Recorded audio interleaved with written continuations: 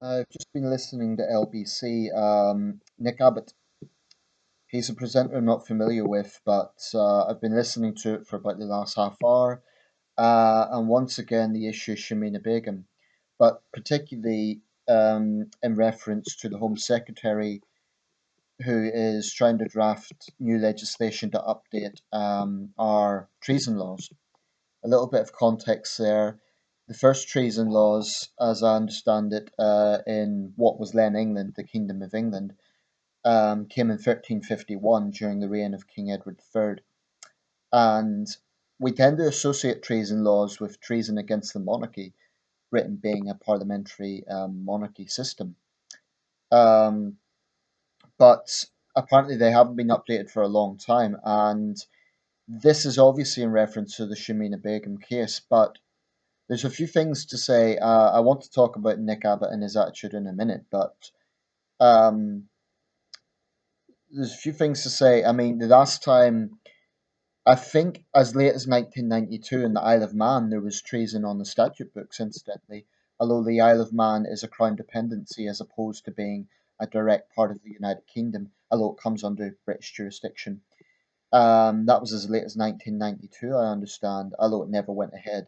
It was, I'm not sure what that particular incident was, if it was murder or can't remember, but um, I I think that treason is obviously a very loaded charge, and it does matter from a legal standpoint how that is defined.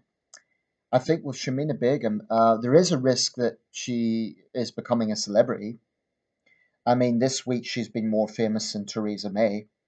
Her face has been all over the press, and she has been the main source of debate outside of Brexit, possibly even this week more than Brexit, which is rare. Um, but listening to Nick Abbott, all I hear is astonishing naivety on his part. Um, and he keeps coming up with, if anyone's listened to LBC, well, I don't know, they only kind of have recordings of the more colourful conversations. But put it this way, there were so many responses that their system temporarily crashed. Now, I called in the other day, I may have mentioned this. I was speaking to Matt Skeldon, um, I think his name's Matt Skeldon. Um, Matt Stelden, I think the name is. And again, the issue was Shamina Begum, and I was making the point that I'd been replying to a previous caller who insinuated that if she was blonde hair and blue eyed, we'd have a different attitude, and I refuted that. And the presenter agreed with me, and we were arguing. There was a woman from Greenwich in London coming out with a line, "Oh, she's just a young girl. She was groomed." There's two ways to look at this. On one hand, there are definitely more dangerous individuals. So clearly, an armed male or an armed jihadist, male or female, is more dangerous specifically than Shamina Begum. But I've been listening to Nick Abbott, and incidentally, I've heard about 10 calls that have come in. About 8 or 9 of them, literally, have been strongly disagreeing with what he's saying. I've even heard a few people who said that they disagree with him on this occasion, i.e., people who agree with him on other occasions. There was a Muslim man who, supports the Home Secretary on this. There's been one exception, which was the last caller, and he wanted to go off track and talk about Syria, like the background of the war in Syria, and he made a legitimate enough point about us arming Saudi Arabia. Now that is a legitimate point. What Nick Abbott's been saying, and for anyone who's listening to this right now, they'll know what I'm referring to. But of everything he said, I agree with about 5 to 10% of it. He is getting deeper and deeper into nonsensical, just ridiculous analogies. For example, he's pointing out that 115,000 people die from cigarette smoking, which is true. It's a major killer, it's a major strain on the NHS, but it's an utterly false analogy. So he's trying to put the tobacco companies in the same bracket as Islamist terrorists. The point is, when people smoke, they're making a conscientious choice. And the vast majority of smokers are well aware that it's bad for you, that it causes lung cancer. So that's one thing. It's just a false analogy. But and a lot of people are getting irritated by this. He keeps saying, "Oh, she's just a foolish young pregnant woman," like portraying her as this innocent, harmless person. One of his callers, a woman, made the point that shouldn't the fact that she's female shouldn't be, you know, make her any more harmless. In fact, she could blend in more. Probably not now with all this attention, which is a good thing. But the idea that female jihadists are harmless is utter nonsense. They can be used as recruiting tools. Let's say that one of these children comes back to the UK with her, and she clearly has shown no remorse. That's a very significant factor that Nick Abbott chooses to ignore. He chooses to ignore the fact that she went to Syria on her own accord. So I think we have to be careful about this term grooming. You know, yes, she was very young, she was 15, but the point I made the other night, and I'd make it again here, I refuse to believe that a 15-year-old can look at a beheading video and not see that that is wrong. Of course, she's been radicalized, but she's now a 19-year-old woman, and I don't think she's necessarily the most dangerous threat, but it isn't just about her. It's about many of those like her, because there's many Britons who have went off to fight for ISIS. In the Begum case, I wouldn't necessarily agree with locking her up for life, but I mean, Nick Abbott, just listening to him, he gives the impression he wouldn't even like her to be surveyed. I mean, the guy just reeks of regressive left naivety. He just can't see it. He just can't see it. And everything he's saying is like portraying her as, oh, she's just a harmless young woman. Being pregnant doesn't mean she's harmless. How? How does that in any way change her ideology? She has shown no remorse. I mean, it may well be that we have to bring her back from a legal standpoint. And he's saying, oh, the Home Secretary is just trying to look tough. Well, yeah, he's being tough. I want him to be tough. So do most people. And I don't really care if it's about his leadership ambitions. Politicians play politics all the time. What's more important is what he is proposing. And I think I mean, he was making another absurd analogy.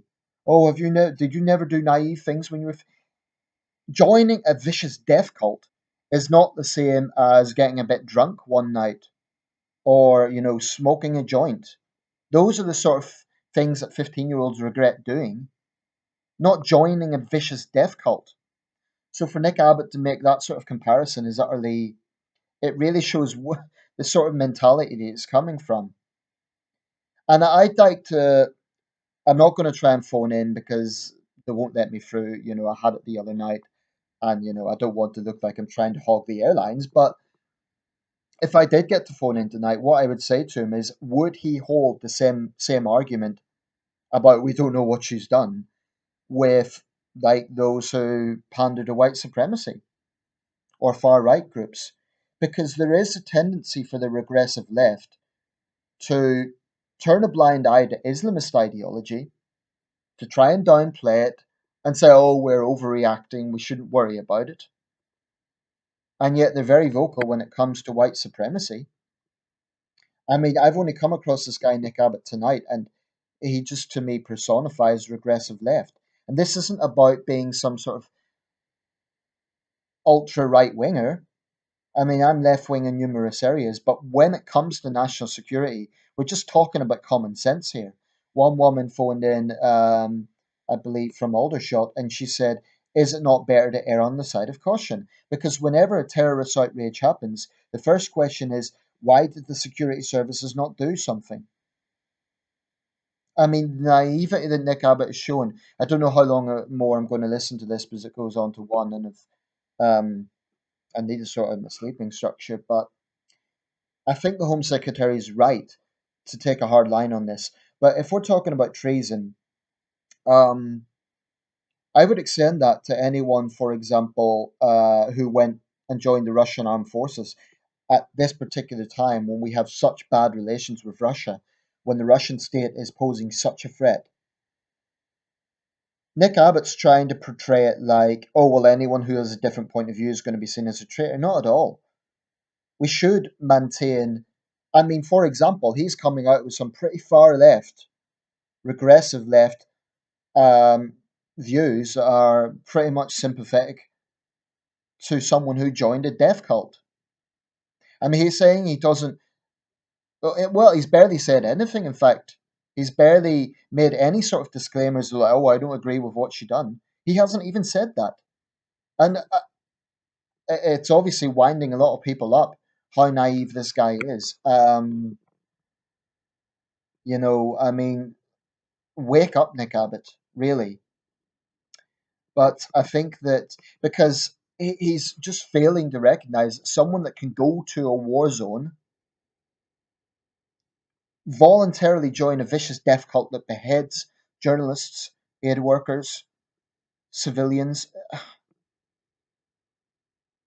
Unfortunately, there are people out there who have this pathetic. I mean, he's saying he doesn't recognize the country that we're in. What about our values? Well, one of our values is justice. One of our values is knowing that beheading people in cold blood is wrong. And it doesn't matter if she hasn't directly done it, she is sympathetic to it. So he's making absurd analogies. There's many people who would say that his views are treasonous. Now, I don't believe that Nick Abbott should be arrested for treason, but I don't think what the Home Secretary is proposing is going to be that sweeping. I think it's very specific. And if it was sweeping, I would be raising concerns. It's legitimate to raise concerns when new legislation is brought in, but I don't think that is the situation here. I think this is specifically for returning jihadists. And Nick Abbott's trying to frame it like, oh, populist Sajjid Javid is just trying to appeal to right wing tabloids. No, the vast majority of people, including many on the centre left, are very wary about bringing Shamina Begum back. If she does come back, she should absolutely go to prison.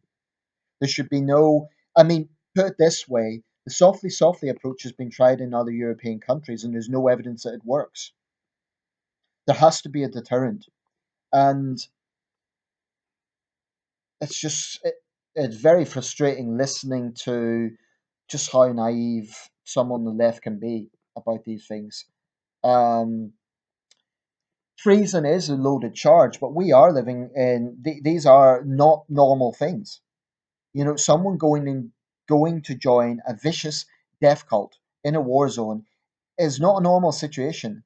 So with him trying to insinuate that it's going to be sweeping and oh we're giving the Home Secretary powers to just call anyone a traitor. No, that's not what's happening. It's very specific. I mean I could understand his contention if this was a case of saying anyone that disagrees with the government is a traitor. That is not the situation. We're not China. Okay? Um, and I just think people need to see what's going on here. Most people do, actually. It's just he's being so naive with his false analogies and presenting her as the fact that she's young, female, and pregnant. None of those things means that she is suddenly harmless. Teenagers have committed appalling atrocities. The Manchester attacker was only in his early 20s, so being young is utterly irrelevant. In fact, if anything, uh, if she's got low intelligence, she might even be more susceptible to jihadists because she can be manipulated by them. He's acknowledged that she's brainwashed. The amount of money that we would spend on de-radicalizing her, and there's no guarantee it would work. Um, we probably will end up having to bring her back, but it's not just about her. I've no doubt there are people who are more specifically dangerous than her. Where I strongly disagree with Nick Abbott and those like him, other apologists, is the idea that she's utterly harmless. She's shown no remorse. I mean, that should tell you everything you need to know. Wake up, Nick Abbott. And in regards to treason, We face very real external threats. Pan Islamism is a very obvious one, but yes, threats from the Russian state, threats from the Chinese state. In my opinion, they are our three biggest external threats. In that order: Pan Islamism, Russia, China. All three. With Pan Islamism, we're not talking about a specific nation state. Russia has shown what it's capable of, China to a lesser extent. I think Gavin Williamson was right to be assertive on that, and I think Sajjid Javid is right to be taking a hard line. Yes, it's a populist move, but on this occasion it happens to be right. And Nick Abbott is showing the sort of naivety when he keeps churning out, "Oh, are we really so scared of a 19-year-old young woman who was pregnant?" He's just missing the point. It isn't just about her.